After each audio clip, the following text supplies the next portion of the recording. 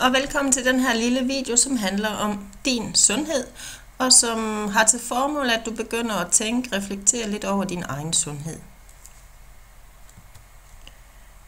WHO har defineret sundhed som en tilstand af fysisk, psykisk og socialt velvære, og ikke blot fravær af sygdom og svagelighed. Så ud fra den her definition kan du tænke lidt over, om du føler dig sund, eller hvor sund du egentlig føler dig på det fysiske, det psykiske og det sociale område. Du kan pause videoen, hvornår du har lyst til, og jeg vil opfordre dig til at have en lille blog liggende ved siden af, så du kan skrive nogle af dine tanker ned undervejs. Når du skal tænke over din egen sundhed, så kan det være godt at i overført betydning at tage pulsen lidt på de områder, der hører til det fysiske, det psykiske og det sociale. Og det kommer jo til at hænge sammen med, hvad du synes, der er vigtigt i dit liv inden for de områder. Så det har også noget at gøre med, hvilke værdier du har som menneske. Og hvis det handler om, at du finder frem til, at der rent faktisk er nogle vaner, du gerne vil have ændret, så kan det jo godt være, at der også ligger noget hårdt arbejde forude. Det fagmål, vi arbejder med her i idræt, det handler om, at du skal handle bevidst og målrettet i forhold til at fremme din personlige sundhed. Ud fra definitionen, som WHO har givet os.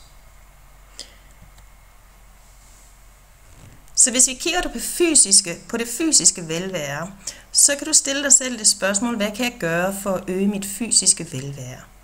Og du kan selvfølgelig tænke på kosten, hvordan du spiser, hvad det er for nogle spisevaner du har, og hvad det er for nogle ting du godt kan lide, eller gerne ville kunne lide.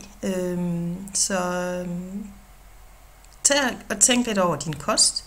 Du kan også tænke over din fysiske form, hvor meget du motionerer, hvad du har lyst til at træne, om der er nogle ting der, som du gerne vil gøre mere af, eller ændre. Noget af det, der er rigtig vigtigt, det er faktisk vores søvn, og om vi får nok søvn. Så prøv lige også at tænke lidt på, hvor meget du egentlig får sovet, og hvor godt du sover. Stop gerne videoen og skriv lidt ned undervejs. Det psykiske velvære handler selvfølgelig om, hvordan man har det sådan psykisk følelsesmæssigt.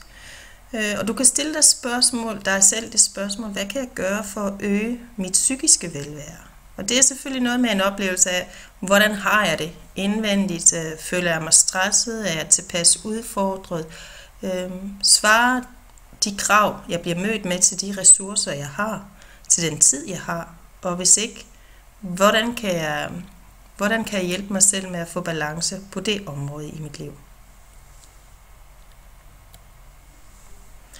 Det sociale velvære handler selvfølgelig om, hvordan man får de sociale behov dækket. Og her kan du stille dig selv det spørgsmål, hvad kan jeg gøre for at øge mit sociale velvære?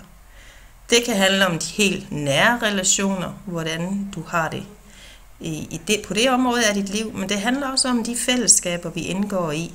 For eksempel arbejdsfællesskabet, som jo fylder rigtig meget i vores hverdag.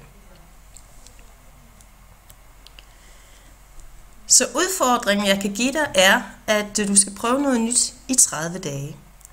Du kan vælge 3 sundhedsfremmende handlinger, som du vil have fokus på de næste 30 dage.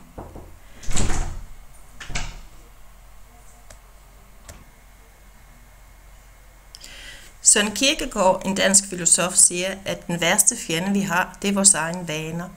Og nogen påstår, at vi mindst skal gøre den samme ting 30 dage i træk, før at vi kan sige, at vi har fået en ny vane. Så lad være med at give op, men vælg mindst 1 ting, men gerne 3 ting, som du har lyst til at arbejde med. Og jeg glæder mig til at høre, hvad du har besluttet dig for. Hej!